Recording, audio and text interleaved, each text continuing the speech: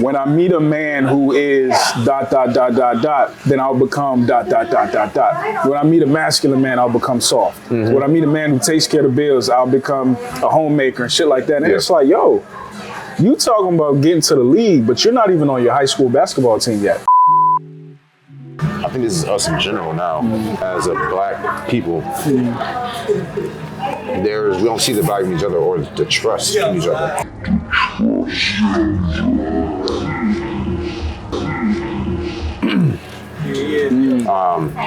And then that's a whole mess in itself. Facts. There's no reason why, because I believe it started in one of them, because I'm from a rough neighborhood in Cleveland, Ohio. Not as rough as like, oh, you good. I'm not in the sense that it's not like, rough like Bone Thugs and Harmony, but like quite close. When I was growing up, I would say the OGs was in the neighborhood. They would be the ones correcting, when the father wasn't there, they were the ones that corrected us. I've had some when I tried to join the gang, it was like, bro, this ain't for you. Around the late 90s, early 2000s, all of them getting locked up, pulled out. I mean, even Tookie Williams, he got pulled out not because of necessarily what he did, but what he was about to do. He was about to unify everybody. That's not a good thing. Well, in the enemy side. Right. The ones that's going against us. Right. So all of them are going. I just had people that's learning from rap. Yeah. True story. I was looking. There was a Joel Santana song. Yeah. That legit taught you. He was at least teaching you how to. I tried it. Mom, I'm sorry. I tried to do it to impress some girl, and it luckily, by the grace of God, didn't work out. And to that point, like, what I've been kind of telling women recently is like, y'all don't give yourselves enough credit. What y'all think girl power is really boy power. It's just being manifested by a woman, right? Real girl power and real women's power is in their ability to regulate the type of men or the type of male behavior that we see proliferate, right? Because just like you said, there are a lot of dudes who the reason why they got into a certain lifestyle is because they saw that was what was gonna get them the type of results that they wanted with women, the whole nine, or even status among men to get women. You see what I'm saying? And then on top of that, when women in our community, unfortunately, choose to continue to replicate a certain archetype of black man, not only do we see more of those black men, because the apple tends to not fall too far from the tree, especially if you're raising it in that same soil, right? The same hood, same environment, the whole nine. But not only that, even the brothers like me and you, it tells us that if we want that outcome, which means progeny, which means legacy and things like that, I have to make myself, or at least make myself appear like the men that I'm seeing successful in this ultimate mating endeavor, which is what every species is trying to do. So now you're having the Pookies and Ray Rays, as we call them, literally replicated, but then you're having the Russells turn themselves into futures to compete. Yes, sir! This nigga spitting. Damn, nigga! Right. So over time, women's demand has caused an overabundance of shitty dudes.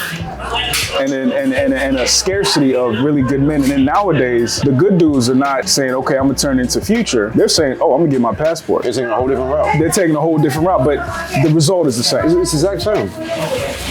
Trevor Noah put it best. It's in a different context, but the same result. When the people he was commenting on the fact of Americans saying, I'm gonna leave America, but really us leaving America to go to our motherland. And we have a whole Cut the Camera, we had a whole conversation on that situation that the episode hasn't been dropped yet. It was a long one, but his response was, it's not that we come over here that you want to escape the problems of America. The fact is, you're just dealing with a different set of problems. That's all it is. You didn't escape anything. You just traded the problem set for another problem set. And I think that's what the whole passport bros thing is. You have to deal with international problems now. You don't know that type of culture.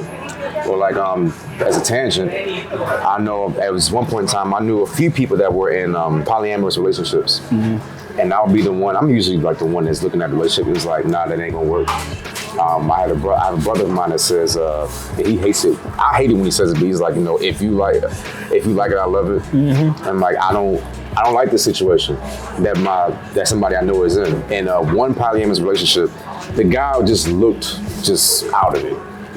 Two girls look great. And you can tell which one actually wanted it. And eventually they split.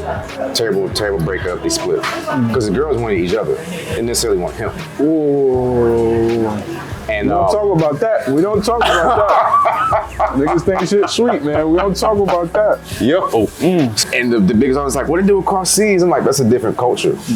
You go across seas and they got multiple wives. Like one, the wives probably have their own houses. They're all very, like he's a caretaker on an astronomical scale. You can afford that. Yeah. Whereas over here, it's just purely sexual. Right. What's the thrill? The sexual thrill! The sexual thrill!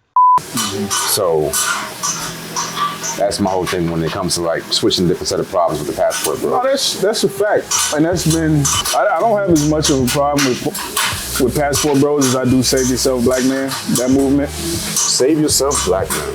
Yeah, SYSBM.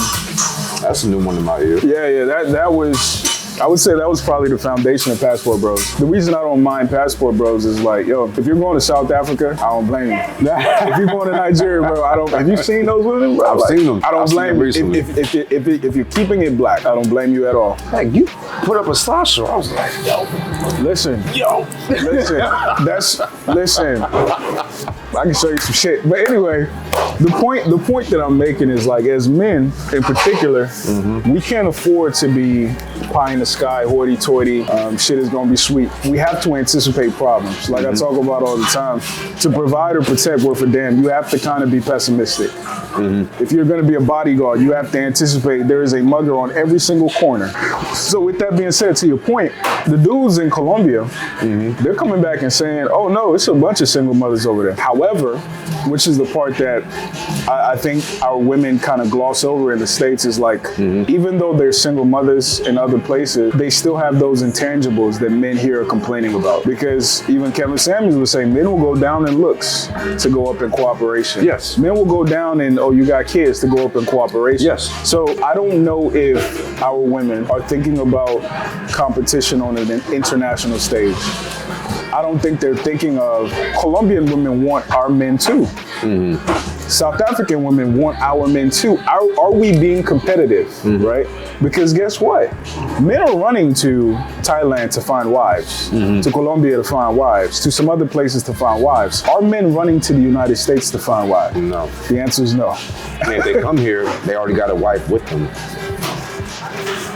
And again, it's because little dick energy, or who hurt you, or you want a bitch you can control, and then it starts sounding condescending towards the women, as if we as American women are inherently better than these women.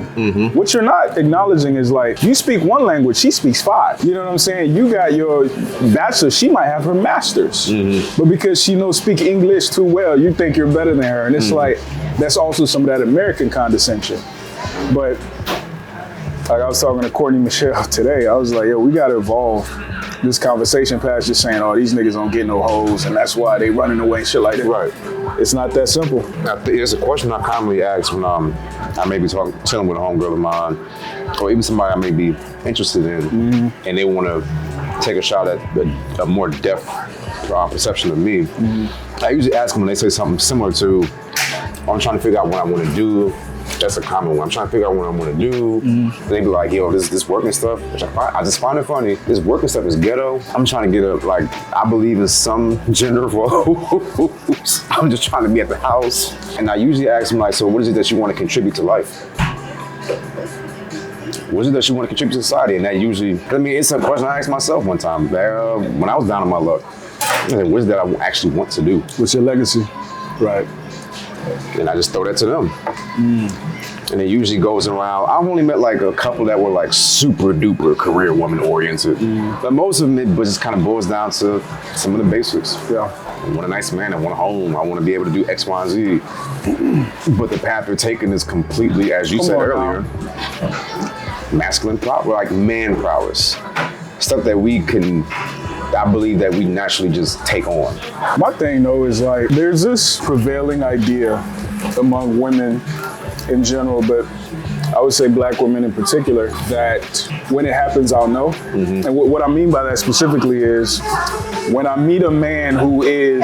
then I'll become ... When I meet a masculine man, I'll become soft. When I meet a man who takes care of the bills, I'll become a homemaker and shit like that. And it's like, yo, you talking about getting to the league, but you're not even on your high school basketball team yet.